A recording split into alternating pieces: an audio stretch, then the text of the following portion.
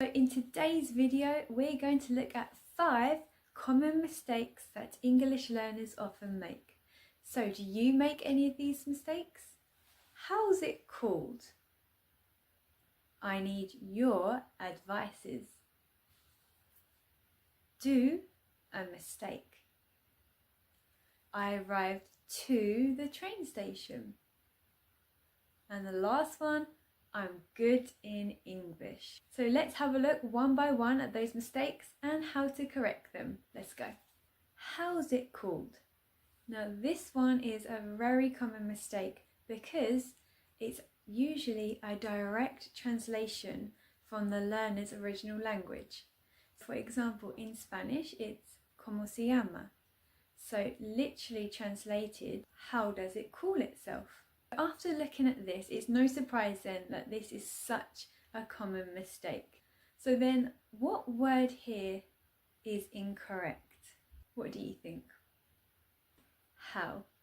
So we need to replace this question word with another question word. So what one do you think we're going to replace how with?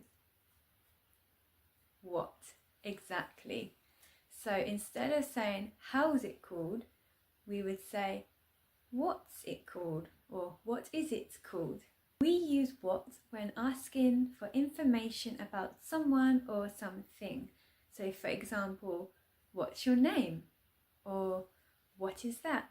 So we've gone from how's it called, which is incorrect, to the correct version, what's it called? So let's move on to the next one. The next one, I need your advices. So which word is incorrect here? So it's advices. In English, advice is an uncountable noun, which means you don't count it like 1 advice, 2 advices, 3 advices. So the word advice doesn't have a plural form. So for this sentence, you simply take off or remove the S from advices, and it turns into I need your advice. Because advice is an uncountable noun, we wouldn't say they gave me 3 advices. So here are some sentences that you can use. You can say they gave me some advice, or they gave me a bit of advice. You can even say a few words of advice. Now you know that instead of saying the sentence I need your advices, the correct sentence is I need your advice. So let's look at the common mistake number 3. To do a mistake. Which word is incorrect here? It's do. If we're not using the word do you know which word we need to use instead? Yeah, make. Do versus make. This often confuses English learners, so let's have a look at how you know when to use do or make.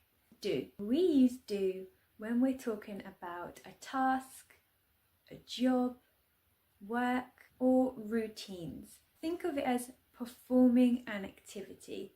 For example, I'll do my homework tomorrow, or I need to do some shopping. So make. We use make when we're talking about creating something, building something, or producing something. For example, I'll make dinner tonight, or I need to make a phone call. So we use do when talking about routines, tasks, or performing activities. We use make if something produces an end result or brings something into existence. So because mistake is something that comes into existence because of an action, we use the word make. Let's move on to common mistake number 4. I arrived to the train station. Which word is incorrect here? It's to. So do you know which word we would use instead of to? It's at. But why is this? We use at with specific places or buildings. So for example, I arrived at the train station, or he arrived at the airport. So where have we arrived? the train station.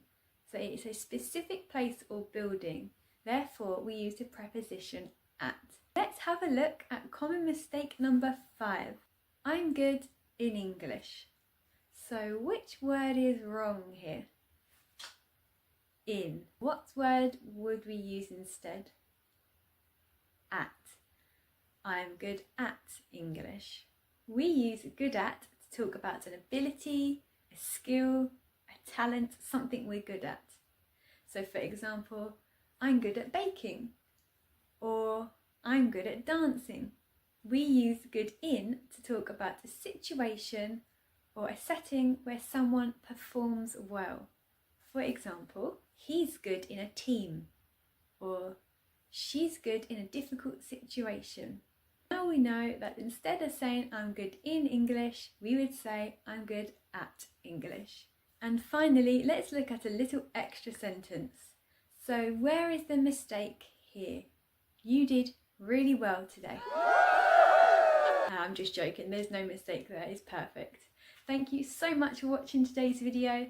If you liked it, please give it a like and subscribe and leave a comment down below. You can check out my other videos on my channel. I have a comprehensible input shopping video for beginners, a preposition of time video, and lots of interesting shorts. So be sure to give them a watch, and I'll see you in the next one. Bye!